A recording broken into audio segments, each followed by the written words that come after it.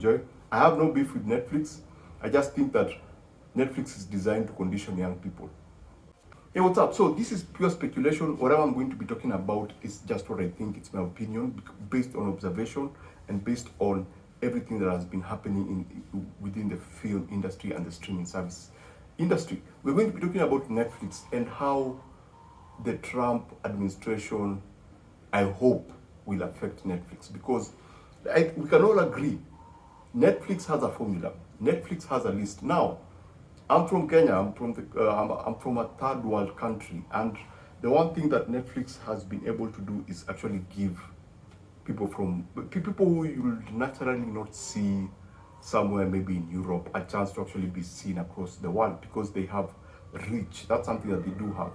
And like currently, Cash Money is one of the biggest African shows in Africa currently, and probably some weird dude will see it somewhere in a weird corner of the world or a weird country in the world because it's from Kenya. Maybe a South African will see it and get inspired.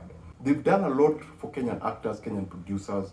They've done a lot for basically local productions in terms of reach. In terms of financial, I don't know, but in terms of reach, especially Kenya, they've done a lot and we appreciate them.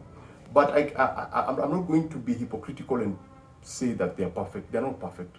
One thing that I've hated, if you follow my channel, you know how I feel about the Netflix formula, aka the Netflix checklist, whereby if a movie, especially a Netflix original, when a Netflix original comes out, you usually have the checklist where you go minorities, you go basically diversity, and then you go mostly female centric.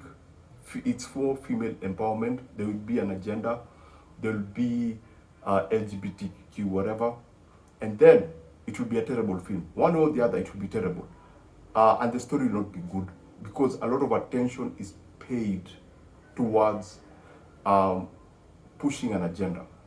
You know, the entertainment factor does not exist in Netflix original movies. You cannot make a Netflix original cannot be entertaining for the sake of being entertaining. And if it has to be female-led, someone from a minority, or LGBTQ. It has to. It just has to. It cannot be Rambo. It cannot be Commando. Especially it cannot be Commando. It cannot be Predator, because the first Predator movie, masculinity is toxic according to Netflix. Watch all the Netflix original. You'll see that pattern. Now, when I think about that, and as I was thinking about this, as I was thinking about the movie that I wanted to review, this thing kept creeping in my head, you know. And when I think about Trump, this whole thing just kept creeping in my head because, in a way, say whatever you want to say about Trump, but the one thing that I appreciate, because I'm not connected to the American politics, for me, I believe in what is right. I don't care about the left or the right. Just what works. What exactly works.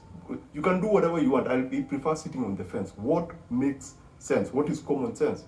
And I think one of the best things that I can see Trump doing is bringing sensibility to the world. You know, people are not anymore obsessed with the politics of identity. Yeah, and this used to be the cornerstone of the previous government's politics. There was a lot of talk about identity, him, her, pronouns.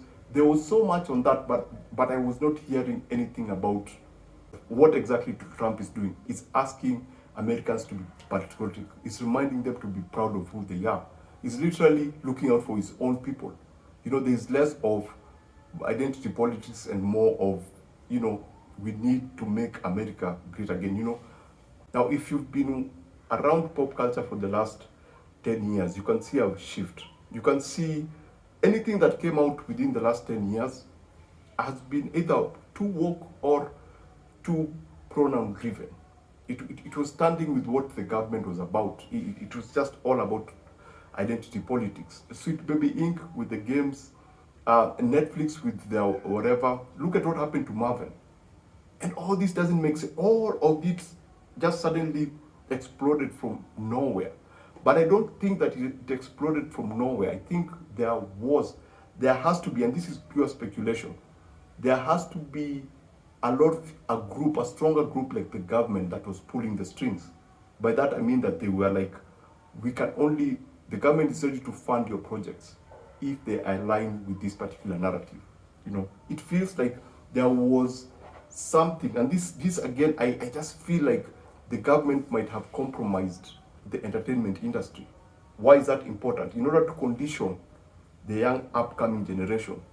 We live in a very isolated world. We live in a world that people have isolated themselves, and so the only source of entertainment for most people, because Netflix is mainstream right now, because it's like on every TV, and the best way to actually condition people is to go for home entertainment. Yeah, go for entertainment, and that's what you saw happen. And the government said nothing about it. They were just so loud about personal decisions in terms of identity. They were so vocal about them, and they were just so everywhere and people were not asking for them. They were just happening everywhere, and people kept rejecting. Look at what happened to Marvel. Marvel fans are like, why are you doing this? Why are you doing this? Why are you doing this? People kept asking and people kept asking, but nothing was happening. And I have a strong feeling that was connected to funding. Yeah, and that funding might have been influenced by the government, because when Trump came in, the first thing that he tried to nab was government spending. And you're just starting hearing, weird things come up about how the money was being spent. I would really like to know how much money was going into the drive for diversity, because I think that the government might have been involved. There was a push for them to say, anyone who gets funded must have because they needed to actually condition people. And Netflix was in the forefront, because Netflix is everywhere. And I believe that's why Netflix has because it doesn't make sense. Netflix has some really good ideas, but they don't work out because of the messaging, because they have to say something. Because entertainment has to have meaning. It doesn't. It can be entertainment for the sake of entertainment. And the reason I think they went for Netflix first, and they pushed a lot for Netflix to be that, is because it was what was being accessed by everyone. Because, as I said, isolated people, and those people who don't watch Netflix play video games, so they had to push that in the video game sector. And those who don't play video game, they had to be everywhere in the news. There was just so much noise around identity that it did not make sense to me. So now I don't know which direction Netflix is supposed to take, but I would wish that they would stop doing this thing and just start going with the entertainment, because I cannot stand Netflix. I always have Netflix because I review movies. I talk about movies, and they will have 90s movies that are actually very entertaining. Yeah, but they are extremely biased. Yeah, Netflix is extremely biased, especially when it comes to DEI.